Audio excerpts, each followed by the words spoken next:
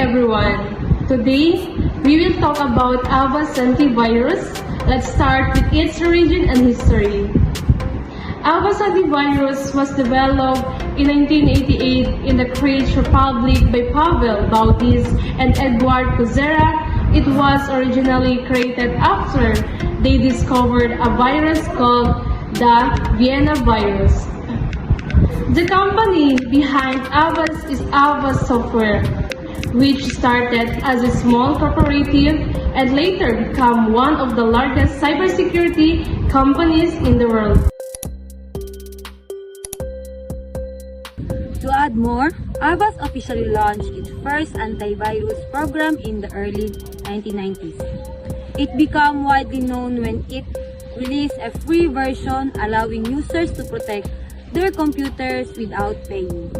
In 2016, Avast merged with another security company called AVG, which made it even stronger in the cybersecurity industry. Today, Avast protects hundreds of millions of users worldwide and continues to improve its technology. Now let's move on to the functions of Avast Antivirus. Avast helps protect computers and devices from different types of threats such as viruses, malware, spyware, and ransomware. Some of its key features include real-time protection, scan files and programs instantly. Virus scanning detects and removes harmful files.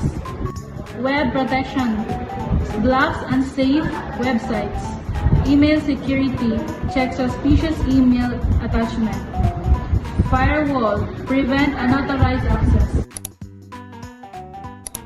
In addition to those features, Avast also offers advanced tools like Password Manager, safely stores your password, Performance Cleaner, improves system speed, Wi-Fi Inspector, check if your network is secure, Sandbox feature, allows you to open suspicious files safely. Now, let's talk about how Avast Antivirus is used in daily life. Avast is commonly used by students, employees, and business to protect their personal data and files from cyber threats. Hello guys, good afternoon. For today's video about the Avast Antivirus, the installation process of this is, let's start for the step 1. Go to the official website and download the installer.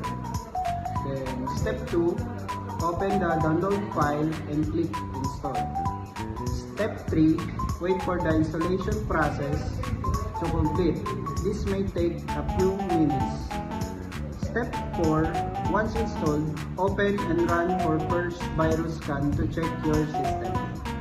Step 5, keep the antivirus updated regularly to ensure maximum protection. And then step 6, for full function of the Avast Antivirus, we need to add the license key of this Avast Antivirus so that it can scan full process of the computer. In conclusion, Avast Antivirus is a powerful and widely used security software. It provides essential protections against online threats. And it's easy to install and use for everyone. It also offers advanced features for better security and performance.